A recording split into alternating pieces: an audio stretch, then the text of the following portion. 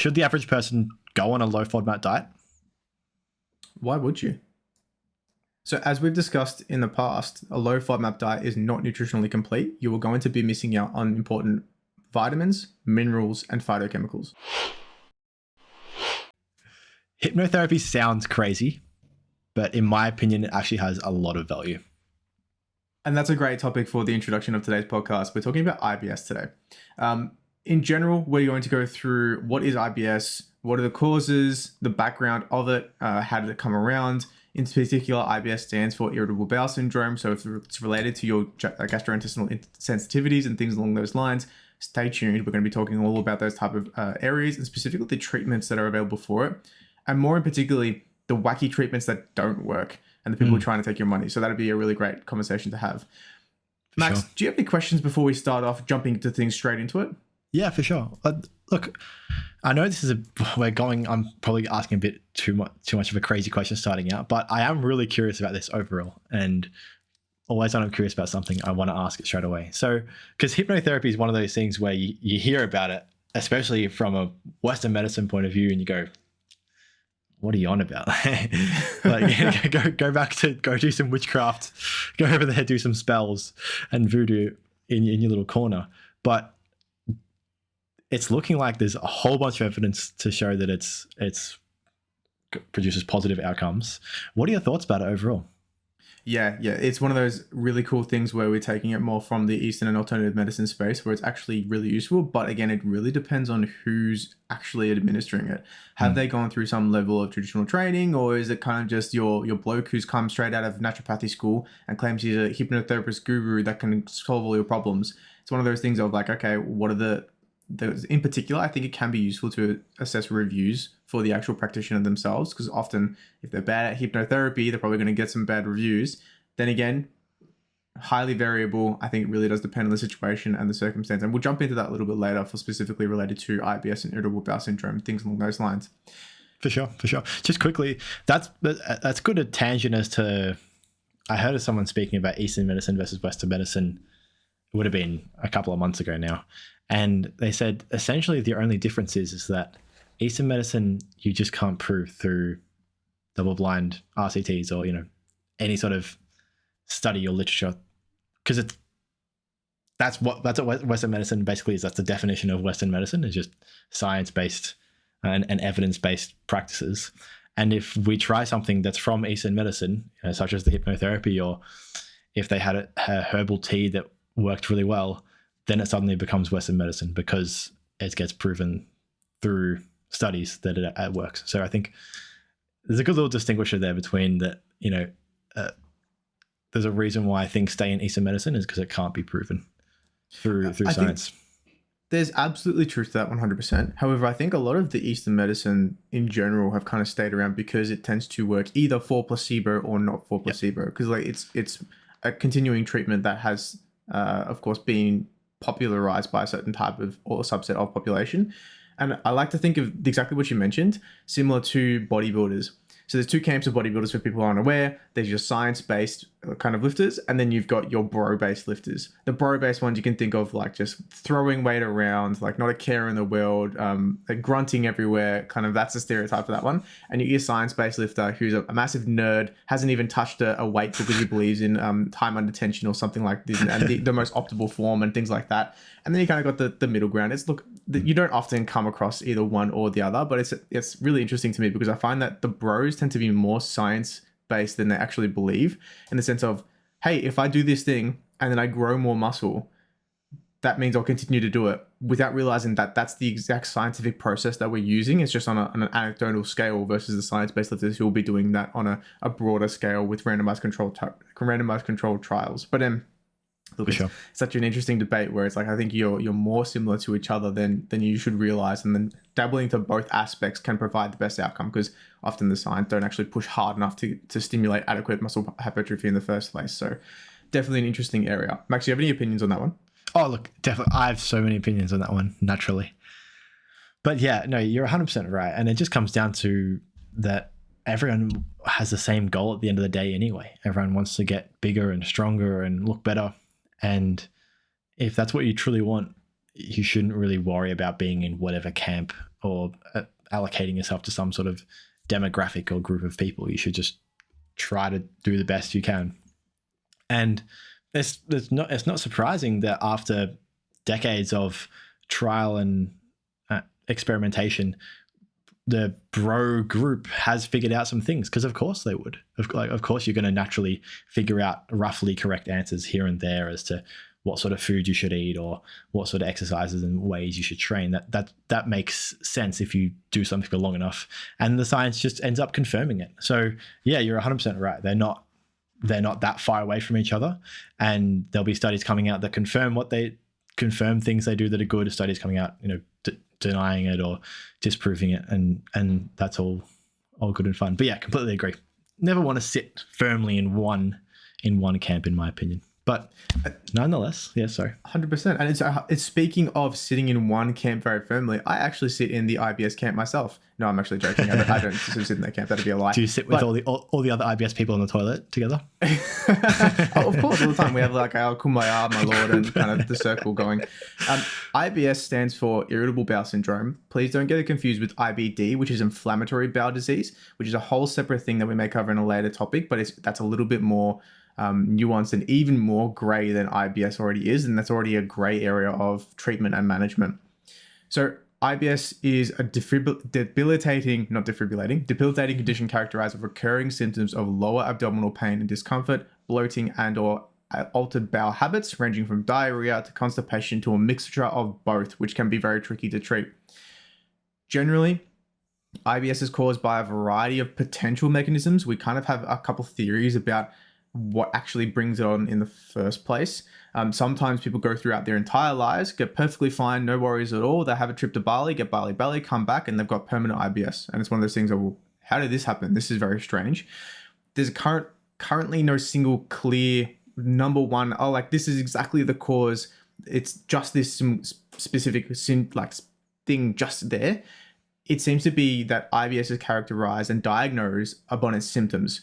In the same way that autism spectrum disorder is a variety of symptoms that we make a diagnosis for, there's no one specific thing that it's like, oh, you have ASD, so that means your brain is specifically formed in this specific way. It's like it's so many more characteristics and altered neurodevelopmental things that have gone on, but your symptoms align with a general diagnosis of neurodivergency and things along those lines. In the same way that IBS is, there's no one specific thing that you have IBS, congratulations, now we know exactly how to treat it. It's you have a variety of symptoms, and we're labeling IBS because we ruled out IBDs, inflammatory bowel disease. We ruled out other conditions like any internal injuries or structural deformities. We ruled out celiac disease. And ideally, you should definitely be going through all these three before jumping onto the IBS treatment pathway, because if you mistakenly miss one of these three things, including some other things that I haven't discussed already, you may be missing out on treatment that can dramatically improve your condition, or you may be inherently making those situations worse in the future. So in particular for something like celiac disease, if you don't treat your celiac disease with a completely zero gluten diet, you're going to have an autoimmune reaction in your gastrointestinal tract. You're going to be destroying the epithelial layer and the microvilli of your bowel lining, which means you're going to have reduced nutrient uptake. You're going to have increased risk of bowel cancer, increased risk of malnutrition overall, and generally not a very good health outcomes along the way in terms of those kind of things. Plus symptoms tend to be really nasty for some people with celiac. So once we've got that out of the way, how is it actually kind of caused? What causes IBS? Generally, again, diagnosis of a collection of symptoms. So I currently theorize it to be linked to two primary methods of action. Number one, we have visceral hypersensitivity. And then number two, we have an increase in sensitivity to specific foods and or substances that make increased gas and or specific reactions inside of our GI tract, our gastrointestinal tract, that lead to kind of a symptomatic response, and of course a disconnect between the gut brain and axis. So of course that vagus nerve is a very cheeky nerve, runs between our brain and our GI system. Often we have a dissonance between that situation that may occur, leading to a few different things that are not so nice. Max, do you have any thoughts and questions so far? Yeah, look, I'm just wondering, if you're someone who's watching, you think you may have IBS, but you're in the early stages. So we understand that IBS diagnosis can take a long time. And what would your first steps be? What do you think would be someone who's just come to you, a new client, they've had symptoms for about a month or so. So, rules out some things like, just your gastro or, something that's like a basic sort of just stomach ache in general. It's been relatively consistent for the amount of time. And now they're wondering what to do. How do I go about, ruling out all these things?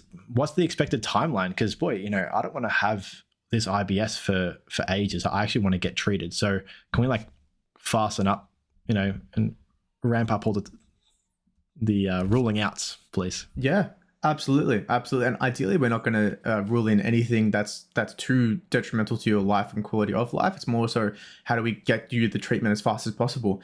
And here's the really shitty thing. Apologies for the pun. Last time I checked, it takes about 6 years for an IBS diagnosis.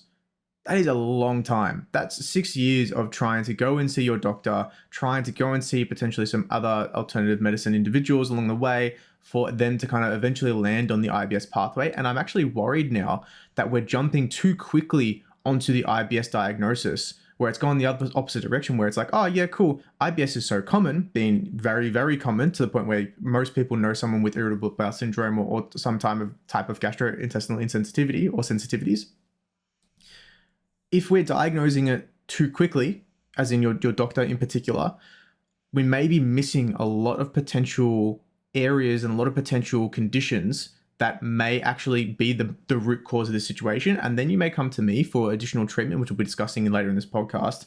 And then we're going through these things. I'm like, nothing's working here. I don't exactly understand what's going on.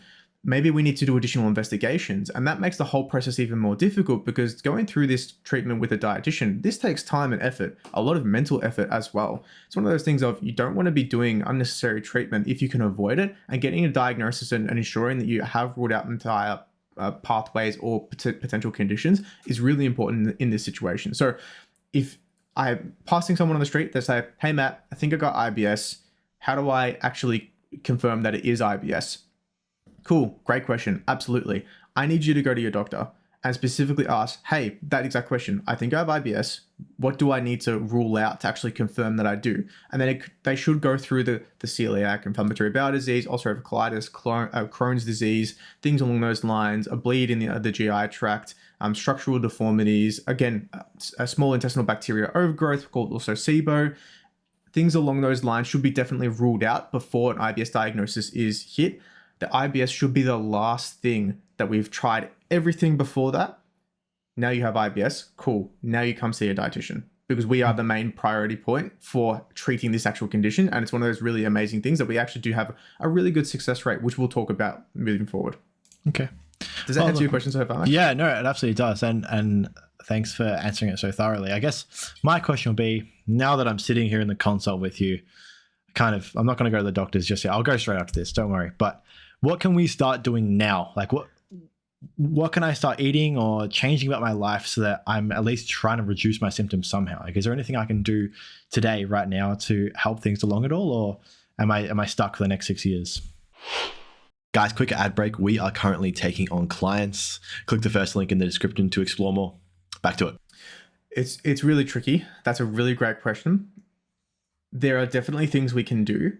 However, they may interfere with, number one, the results of certain tests. So if we're cutting out gluten, you most likely won't be able to go through that whole celiac gluten challenge, because of course it's one of those things. But also, if we're cutting out gluten, we're also cutting out an entire group of food chemicals, food substances that also can cause symptoms. So it's one of those things of, as much as we would like to cut things out, there's downsides to this situation. And in the same sense of, if I reduce your symptoms, I'm just being real with you, most likely you're going to think the problem's solved, and you're not actually going to resolve and go for that diagnosis, because we know that with some people with inflammatory bowel disease, such as Crohn's or ulcerative colitis, they do benefit from some of these treatments quite a bit in terms of the reduction of symptoms, but the disease is still there. It's still doing the damage in the background. It's still doing its general disease condition-y things.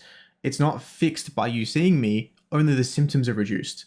So it's really important that I kind of get through to you that, hey, IBS should be the last thing that we kind of go through and go with the treatment. It's really important if you are going through with symptom management, you don't take your foot off of the pedal and you continue on with that journey. And luckily, those type of items tend to be kind of the main first point of call of action after an endoscopy and colonoscopy, things along those lines. They're pretty easily kind of ruled out. So we can kind of move a little bit more in the symptom treatment pretty quickly, especially if we're kind of waiting for a diagnosis. Usually if we're having a conversation and it's like, hey, the GP says, yeah, you most likely have IBS. I'm not diagnosing you just yet, but we still have to do a few more tests, and then that process can take a fair bit of time. I kind of go through a little bit of a checklist with you, see if there's any major red flags that are coming out. Is there any blood in the stool? Is there any, like, again, structural deformities? Is there anything that's super strange and occurring that's quite odd? Any vomiting excessively or anything similar to that? Then we'll kind of assess, is it worth going through an IBS type treatment process for you in particularly in this specific situation? Or do we have to wait until your GP or your doctor says, hey, yeah, we think you have IBS, which is a whole separate situation. So 100% realistically, I know I'm not meant to, but hypothetically, I may engage treatment before an official diagnosis is made, despite what some Monash and additional tertiary education systems would very much like you to subscribe by. But I would never actually do it in practice. It's just a only in hypothetical. GTA 6. Yeah, exactly. Only in GTA 6. We have the cure for IBS before GTA 6. Okay, well, look, that's great, and I appreciate you being really upfront with me, because that's good that I know where your head's at. I guess for me, my question is, if you can fix my symptoms, which it sounds like you can, why is that such a bad thing? But just fix my symptoms and then I'll be solved, right? Like, why don't you want to solve and help my problem? Like I mentioned a little bit before, Max, solving the symptoms and reducing the symptoms and diagnosing and treating a disease are two separate situations. It's the same thing of, like, if I was your GP, your doctor, and you come to me, hey, Matt, I've got really bad back pain. It just kills me every single day. I'd be like, yeah, no worries, man. I can give you this really powerful painkiller that has no side effects at all. And I'm being 100% like this magical pill that has no problems. It just reduces your pain. Cool, no worries, symptoms solved. But little did you know that bulging disc in your lower back was now leading to additional damage towards the rest of kind of your structure overall. And it's leading to further damage later down the line, where if you come off of the painkillers, or even the painkillers aren't enough anymore, there's no going back in time. The damage has been done over that extended period of time, and there hasn't been a treatment that has been allocated specifically towards fixing that structural deformity or that issue or that twinge in your back or that muscle tear or anything along those lines. We're treating the symptoms and treating the disease as two separate things. Yeah. Well, ideally, we're doing both. Awesome explanation, man. Yeah, I love it. That's great. Really Thanks. good understanding of that. So how about, from what I'm hearing is that your concern with a lot of your clients is that if you do fix their symptoms, they might go AWOL. They could just disappear and you won't see them ever again. So what if you got some sort of like a guarantee for them? Like, Matt, look, I'm looking in your eyes. I'm going to shake your hand.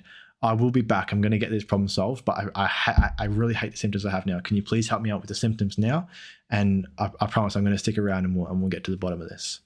Is that, like, what do you think about that overall as a conversation?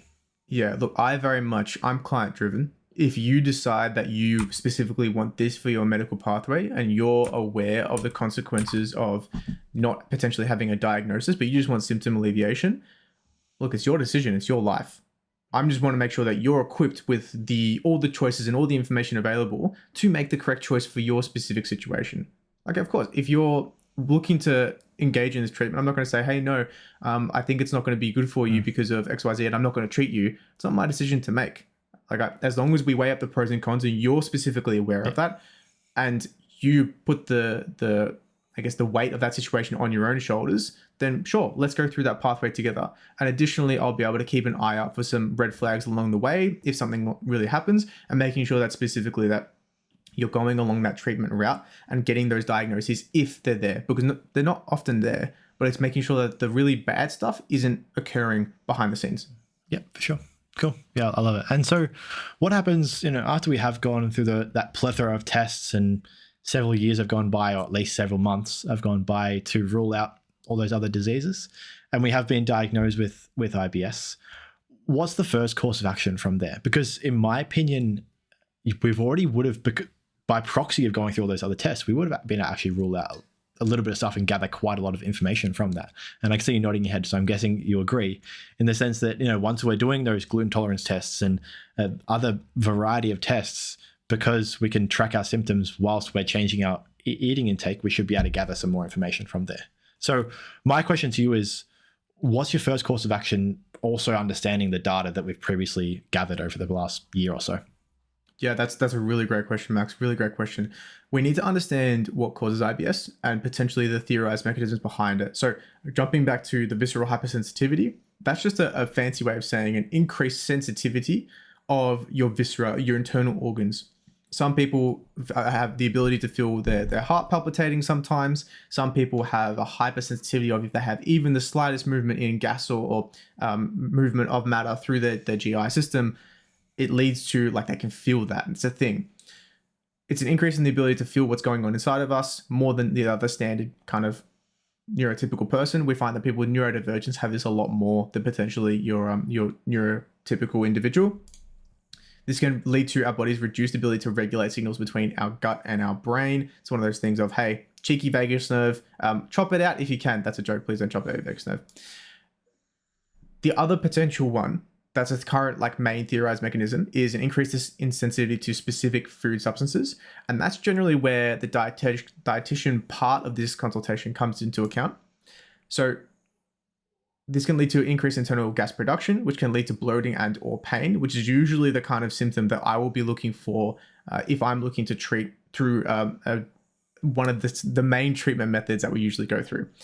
So a common naturally occurring food substance that has been researched very sufficiently, this got some really good research thanks to Monash University in Melbourne, it's called FODMAPs. So this stands for fermentable oligosaccharide, disaccharide, monosaccharide, and polyols. So FODMAP. You don't need to worry about what any of those things mean. All you need to know is that they are substances inside of naturally occurring foods that do tend to produce a little bit more gas and symptoms compared to some other substance that's normally in food. And the unique thing about these specific foods or specific subset of food type chemicals or substances is that they're only found in carbohydrate sources. They're only found in sources that include carbohydrates. So that means everything that isn't purely a fat or an oil, or anything that isn't purely just protein or meats. So it's one of those things of where people cut out their literally everything. They do an extreme restriction diet. You're like, carnivore, fix me, everything's perfectly fine. It's like you could have just solved that by removing some of those FODMAPs or potentially trialing some other things. And we'll jump into the pros and cons of carnivore a little bit later down the line. But it's one of those things of something to be aware of, that just because one treatment method works doesn't mean that it's all the pros just from that specific treatment method. Diet is so complicated and there's so many factors that go into this scenario. It's one of those things that we need to be aware of moving forward. So Monash University are the current leaders in IBS research and have identified additional potential causes for IBS that can include the following: gut sensitivity, altered gut motility, meaning the movement through gut, bacterial changes, inflammation overall, but it can be a little bit of a tricky one, and infection, which can be, again, more of like your barley type situation, and your gut system hasn't really been the same since, which we're yet to determine exactly how that happens. Sure, cool. So, any questions before jumping to treatments? Yeah, sorry if it sounds like I am asking the same question, but I guess for me, I'm coming to you after the first session. I haven't seen you yet. I've just been ticked off the list for all the other diseases, so I don't have them, and I've been diagnosed with IBS. What's the first thing you're going to do with me? We're going to go through a bit of a chat. I'm going to get to understand you more. That's a beautiful thing about dietitians in general, is that we like to understand how you actually function and what you are as a person, rather than your subset of potential symptoms and kind of just giving and throwing out a treatment method. So in the same reason that we don't do 20-minute bulk bill consultations is the same reason that we want to actually get to understand you and really want to make sure that we're providing a service that's valuable to you. Because again, if you're coming in for 20 minutes, I'm saying hello, we do introductions, I give you a piece of paper, I explain something, I haven't even bothered to check what your understanding of that topic is in that situation. It's one of those things of, I need to make sure that we're working around your specific unique situation, your understanding, your ability to comprehend certain topics, and your ability to implement that into your life, rather than me just handing you a piece of paper that you could have just searched up on the internet anyways. So going through that process, I'm looking for potentially anything that the GP might have missed. Is there any strange bowel habits that's going on? Is there any bleeding in the stool, blood in the stool? What color is the stool? Is there any if without going into too much of talking about stools, is the stool floating or sinking when it goes into the toilet? That can often be an interesting thing to talk about and can be often quite missed. Is there any other pain symptoms that are going on? Do we have an endometriosis diagnosis, which can be very similar and often is thought as potentially a comorbidity with IBS, which is one of those very interesting things. If you have endometriosis, you may have IBS or an increased visceral hypersensitivity in the first place. So going on that bit of a tangent, going through how we had celiac. Yep. Not celiac disease. Have we had it checked? Yep. Cool. Check for that. Check for inflammatory bowel diseases. Checked. Yep. Check for anything else. Cool. Once we've gone through that, let's jump into a bit of a treatment protocol. What have you tried in the past? Has anything worked for you? Is there any specific pathway that's been beneficial for you? And let's try to delve into why in that specific situation. Usually people have tried things, nothing's really worked. Cool. That's a really great spot to be in. One, because we can go and really explore some different treatment options, but also bad because, of course, nothing's worked for you so far. Coincidentally, on a side note, I just joined a complete public Facebook IBS forum, and the questions that are on there, I'm just like, man, people are being absolutely sucker punched by companies just selling some absolute trash supplements that provide no data behind it to improve people's IBS. It's like, how do the people get away with this? And is there actually a benefit to this kind of market system? Not entirely sure. We'll have a chat about that a little bit later on. Yeah, well, I guess that's... Sorry, go on, Max. It's a good example for why we have good... why, despite advertising, relatively freely is pretty important, besides a few things, cigarettes, alcohol, cigarettes being one of them, is why I agree with that. And what I also agree with regulations is for, pharmaceutical drugs and all that, because, if we didn't have regulations around that, the advertising, that's how easily you can see it, down spiral. Like, for example, we do in Australia have regulations for pharmaceutical drug companies and what they can and can't advertise, and strict regulations around, developing the drugs in general. But if there wasn't, imagine how much more widespread it would be. It'd be crazy. Absolutely. Yeah. Just the overuse of prescription drugs like 24/7 to solve any potential problem that might come along, regardless of the pros and cons. And people are biased towards these kind of things. And I'm looking for the quickest fix possible. Unfortunately, the quickest fix possible is the one that we're going to be talking about, which is generally the low FODMAP diet. Yeah, so sure. As we previously discussed, this takes a little bit of time to go through the process. It's a 3-phase diet, and it's really important that we note that it's 3 phases. It's not just a one and done. It's not just like, I'm giving you a carnivore diet, go, there you go, all is good and dandy. That's it's one and done. Looking, yeah, can be sometimes. One and done into the grave, or one and done into... It depends how your cholesterol markers are going and what type of carnivore you're subscribed to. So 3-phase diet in particular. Phase 1 is restriction. Phase 2 is challenge and re-challenge. Phase 3 is personalization and making sure that phase 3 is the indefinite portion of this diet. So going through, without kind of jumping too far into things, 3-phase diet protocol has a 60 to 70% success rate, which is pretty decent in terms of IBS overall. And it tends to be kind of that specifically for if we have a sensitivity to a FODMAP substance or something similar to that, can often provide that success rate as well. Can lead to significant improvements in symptoms with minor adjustments in diet once the protocol has been completed. So it's really important that we do the entire thing. Otherwise, if we stick to the phase 1 being the restriction of completely low FODMAPs, it's incomplete. We're not getting a full nutrient adequacy from that diet. It often restricts so much from our diet. It's really a lot of food noise as well, and it can increase the risk of developing disordered eating patterns and things are similar to that overall. So it's one of the things of, hey, we're only doing this for 2 to 6 weeks, and ideally it's only 2 weeks. So it's like, okay, if we're noticing symptoms alleviated, we've gone on a low FODMAP diet, we've reduced all FODMAPs to a very low level to the point where we wouldn't be expecting symptoms. We've noticed a reduction in symptoms. Cool, let's move on to phase 2. Now it's really important that we don't do this low FODMAP indefinitely, again, while we mentioned, but it's one of those things of if you're not noticing benefits in terms of symptoms, because now we're working for symptom management, IBS is not necessarily a thing that we can treat the actual disease itself, but we can treat the symptoms so far.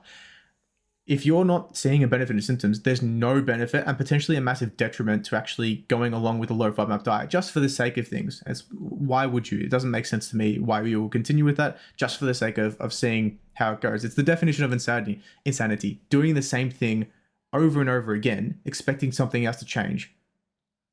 Moving into phase 1. So again, usually this would be a strict diet protocol of low FODMAP foods. I would normally prescribe you a meal plan. This is one of the very rare occasions that I actually prescribe meal plans to my clients. Like, okay, here's the pros and cons. You can either do it following a meal plan provided by specifically a dietitian who has training or knowledge of low FODMAP diets. Nutritionists, unfortunately, can't prescribe this as far as I'm aware. Or if they do, they're kind of stepping out of the scope of practice, and you should be very scared of what they would recommend in terms of some other areas. The other option is using a self-guided FODMAP approach. Now, you can get the Monash FODMAP app from Monash University. All proceeds, it costs about $10. All proceeds go to additional research into FODMAPs. It's one of the probably a really great tool going through this process, and it can be done if you're looking to potentially not stick to a specific diet protocol, but more so use a little bit more of a flexible approach. However, honestly, I find that using a flexible approach in this very strict 2 to 6 week period very, very difficult, and it's honestly just easiest to stick to a meal plan because, again, it's not forever. So once we've noticed beneficial symptoms, as in a reduction in overall symptoms, we can now move to phase 2, which is the challenge and re-challenge. Now we're going to be introducing periodically at different stages the different FODMAPs. So off the top of my head, we've got lactose, fructose, sorbitol, mannitol, fructans, and things similar to that, galactose-oligosaccharides as well. Generally, we'll treat and test each and one of these situations. So we stay on the low FODMAP diet. We'll introduce, hey, now I'm having galactose-oligosaccharides. I'm going to introduce beans, kidney beans. I'm going to introduce enough that it's going to produce symptoms, or enough that statistically will produce symptoms with people who are IBS who are sensitive to specifically the galactose-oligosaccharides. If we have symptoms, cool. Really great to know. Now we know that, hey, we're symptomatic to this specific FODMAP. Let's put that to the side for a second. Let's remember that for later. Then we wait 3 to 9 days for the washout phase and until we're not symptomatic. And it can range. I've had clients before where the fatigue and mental strain really does continue on for that extended period of time. But I would say minimum 3 days waiting before trialing another FODMAP. Then we'll try lactose. Lactose is very common to be just generally lactose intolerant in a lot of people. Let's try to actually see if it's the lactose itself, or if potentially there's a milk allergy or something else that's strange that's going on. Introduce specifically milk, or in some other instance, we'll introduce milk and potentially a lactase tablet to see if that actually makes a difference later on. But again, that's a topic for another day. Then we'll go through again and again and again once we've completed all the FODMAPs and okay, now we have a solid list. Some really common ones that people are quite sensitive to in general IBS tend to be fructans and fructose. Now, the reason why people are sensitive to gluten is what they think, that at least they're sensitive to gluten, is because gluten is often accompanied by fructans. Now, these fructans are a FODMAP. They can produce excess gas and bloating inside of your stomach, especially if you have IBS. And it's one of those things of you're not actually gluten intolerant.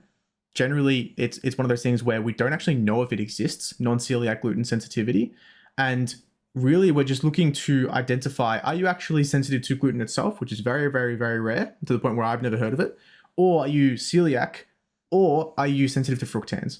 So it's usually one of those 3 situations, just as a side note to be interesting.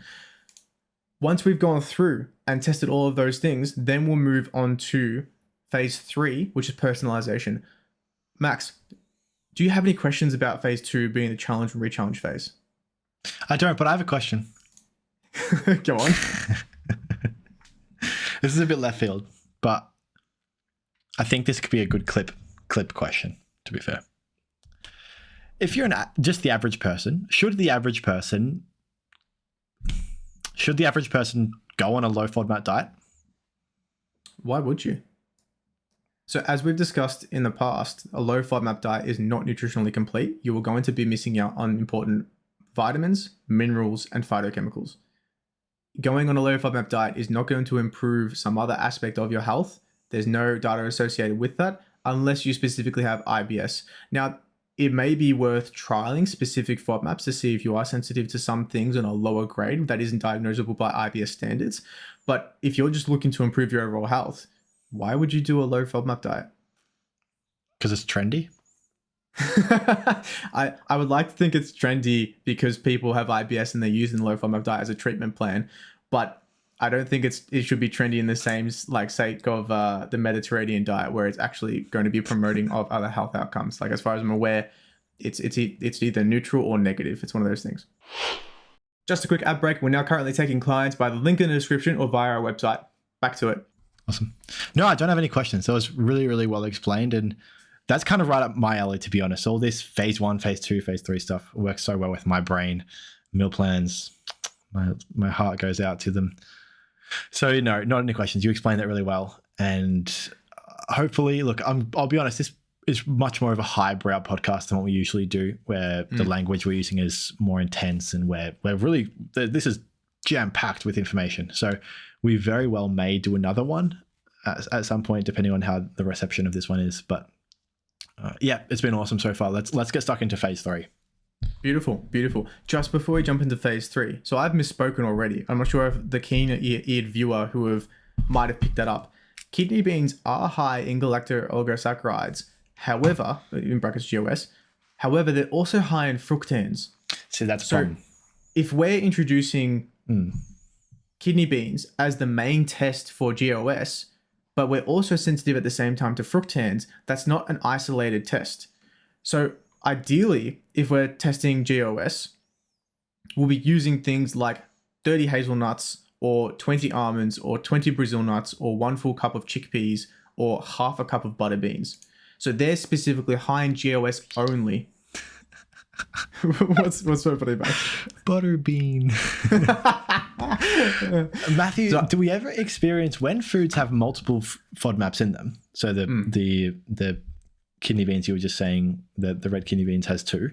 Do we ever see people, I'm guessing the answer is either no or extremely rarely, that foods with a single FODMAP in them don't see any reaction, and then foods with a combination do?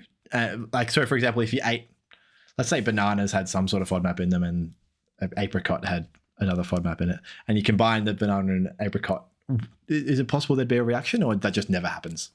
Yeah, that's such a great question. So the answer is yes.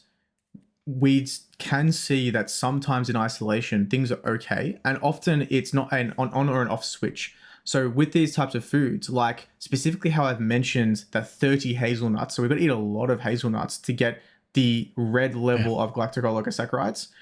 There's a range. There is galacto-oligosaccharides available in a lot of these type of legumes and nuts. However, it depends on how much we're having. So sometimes we can tolerate a yellow amount, or like we can tolerate red amounts to a small degree. But if it's like that amount plus fructose plus lactose in sufficient quantities, even if they're yellow, that combination of different potentially gas producing substances can lead to the symptoms where we potentially normally wouldn't have, which I think is a really interesting point to make. So if we're kind of at the end of this and we're like, okay, we've gone through every single FODMAP and I'm not sensitive to any of them, what's going on?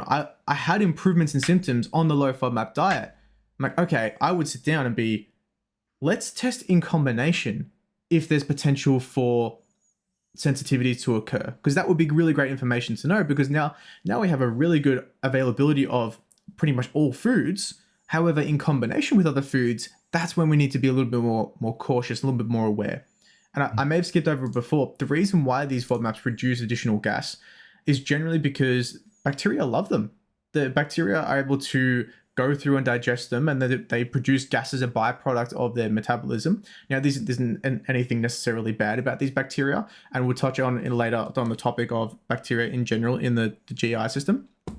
But it's just something to be aware of, that this is generally the theorized mechanism to why we experience this so far. There is also the potential for an osmotic change in terms of an increase of osmotic pressure, meaning that there's water flowing in or out of your gastrointestinal tract, and that may cause symptoms as well. But that's potentially another topic for another day. Yeah. Well, the other alarm bell I would have, Matthew, would be that the reality is things do go in, your gut and your body does go in waves. it does flare up every now and again. And we see, Crohn's is a great example of this one, in that you have flare-ups all the time with Crohn's, and you have flare-ups with, basically anything really. And that can be a thing you can explain to the client as well, is that, you did have awful experiences before. We took the FODMAPs out and that did ease your symptoms, but you may just not be in a state where you're flared up anymore. What's the antonym of flared up? A general Unflared. homeostatic. Yeah. You stand in unflared pants today. You're generally homeostatic. Would you agree with that overall? If you were to have that sort of a chat and explain to your client that as well, is that something, a route you take, or not really?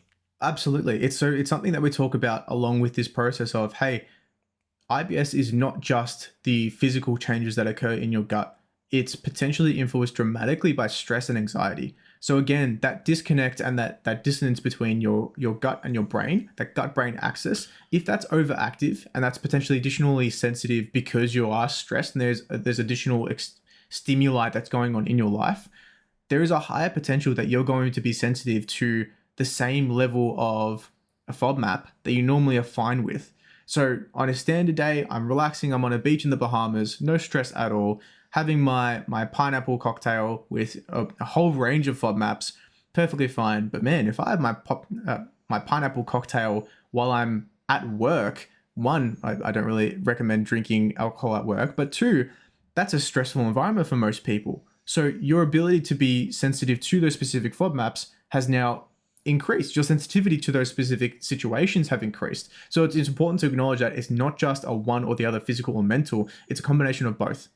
And we need to be aware of that entire process, to the point where I've gone through with some of my clients. I'm like, hey, realistically, I think your specific flavor of IBS is not related to some FODMAP or chemical interaction. I think it's predominantly going to be psychosomatic and or psychological in nature. Now, that doesn't mean that it's fake. Doesn't mean that it's not real. It's real to you. And I think that's really important. And we'll jump on to a different treatment method moving forward.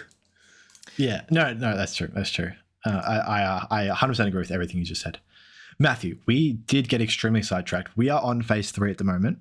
Take us through final phase. This is essentially what we should consider maintenance. So this should be the period where you don't feel like you're struggling at all. So it very well may have been difficult to uphold the meal plans for the last, in phases 1 and 2, and it could have been quite challenging to you. And whilst that's not necessarily ideal, we're not necessarily too concerned as well. If you were having a hard time with that, or if it was, so much work or whatever it was, that's not the end of the world, because it's not forever. Whereas this stage is forever. So we want to make sure that you can keep this up, and it's relatively easy to continue to do indefinitely. Can you please take us through what this stage looks like and the changes between stage 2 and stage 3 and so on and so forth?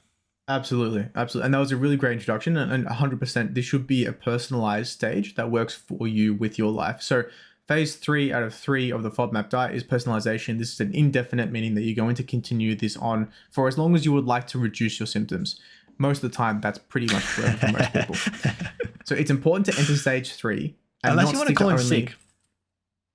Well, you can just call in sick. It's not something that you're going to be like, send a photo of your bloating stomach. I reckon we're about 5 to 10 years off having to give some sort of evidence when you call in sick at work. Like, you got to call up, like, hop on FaceTime right now, show me the toilet. Well, there are some companies that require medical certificates, so that's quite an interesting thing. That means you got to go waste the GP's time to just tell, yeah, look, you got gastro, go stay home.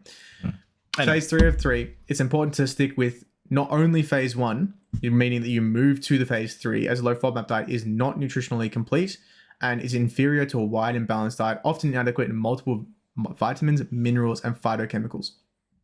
So once all FODMAPs or primary suspects have been challenged and awareness of the situation has been enhanced, a tailored and diet and specific plan or strategy should be established. Now, it doesn't necessarily have to be a meal plan, like a diet plan that goes through every single day that you have meal, breakfast A, B, C, D. It should be something that's general guidelines that works for you pretty flexibly. And usually throughout this process, I guide my clients to actually be aware of what FODMAPs we're testing, and particularly what foods contain certain FODMAPs. So eventually, by the end of the conversation, if I say galactose oligosaccharides or GOS, you're like, boom, hazelnuts, boom, kidney beans, boom, lentils, something along those lines. And we're aware of our ability to be conscious of those things in our daily life. So to the point where we can be flexible, we can go through, we can not stress if we're going to a restaurant. Generally, we can be a little bit proactive if we can look at the menu and the ingredients. And usually if we ask the waiting staff, they're usually completely fine in having conversations of what do certain ingredients have. If we're aware of that, we can live life a lot more flexibly, including a lot of the important multiple vitamins, minerals, and phytochemicals that we potentially would have missed out on if we stuck to a really low FODMAP diet in the first place. Additionally, not to mention the mental fatigue that comes off of being on that strict diet plan is pretty high, and it's definitely not something that I would recommend for most people. So if some symptoms still persist after trialing all FODMAPs, contact your dietitian for further investigation and the situation for additional sensitivities and intolerances. And this kind of leads us up into potentially looking into your specific histamine pathways and salicylates and things along those lines. Now, I had a great discussion with, I'm not entirely sure if they would want me to mention it, but it's a relatively well-respected individual at a local university that we, of course, are familiar with, Max. But we had this conversation. I said, hey, are there any guidelines in particular that we could be aware of that I could use with my clients to actually go through and test for salicylate sensitivities or histamine sensitivities? Because I'm finding that some people are coming to me with claims of these sensitivities and they're reducing the foods and they're seeing some positive results, but I don't know exactly what's going on. And they mentioned to me that, yes, we do know that some people do have sensitivities to certain types of these foods. However, we don't even have a good database or index to determine what is the quantity of these specific food chemicals in these foods. So if you come to me, be like, hey, Matt, I have a histamine intolerance, but I can eat 1 avocado, but I can't eat 2 avocados. I'm like, cool, great. That's as much as I know as well, because it's very much dependent on your specific symptoms and trying to determine how you go with certain specific types of foods. We can kind of look up a little bit of a list and be like, yeah, cool, we know roughly what foods contain some histamine, but it's one of those situations of we're going to have to do some trial and error.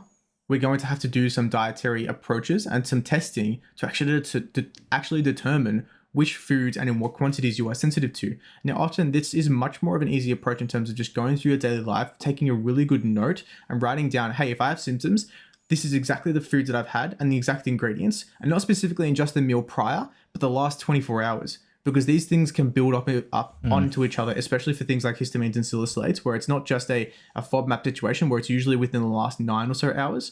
It's one of those situations where it can build up pretty significantly over an extended 24 plus hour period. So again, a really tricky scenario to deal with, and something that I would actively recommend clients keep a note of, especially before your first consultation with your dietitian. The more information you have, the better. Well, yeah, that's awesome. No, that's great. Matthew, this has been incredibly jam-packed, probably been our most jam-packed podcast, I would say, overall. I know there's still heaps of things we want to speak about. We haven't even touched on hypnotherapy. I know you've written down a bunch of things I've noticed as throughout the chat. Now, in my opinion, it'd probably be best to do a second podcast. So I think, is there anything else you'd like to speak about now? Because if you want to touch on a few more areas you think might be hot to speak about now, and then I think we're definitely going to have to do a part 2, because there's heaps more information that really valuable information as well that you could convey and you could tell everyone. So is there anything that you want to finish off with? Just a bit of a warning. So please, if you are diagnosed with IBS or you're along the journey of being diagnosed with IBS, be careful of scam artists and con artists. They're out there everywhere, especially in the supplement industry. There's microbiome this, and there's probiotic that, and there's prebiotic this. It's important to note that the evidence for these specific items are very low, and we'll definitely have a discussion of if they are beneficial or not for your specific situation in our consultation. So it's one of those situations of, yes, there may be some situations where they can be applicable. However, I find majority of the time they don't have anywhere near the success rate of the 60 to 70% as a low FODMAP diet or gut-directed hypnotherapy, which we'll be talking about in the next conversation. Yeah, no, that's really well said. And I think it's really good to look at areas where people feel desperate and helpless, and those two main things is where people are always going to pray. There's always going to be people trying to make a buck out of those those two groups of people that are desperate and people that are helpless. And the reality is, unfortunately and thankfully, things are changing and things are improving, but we have had a decently long history now of people who do have IBS and do have gut related problems that do feel hopeless and desperate.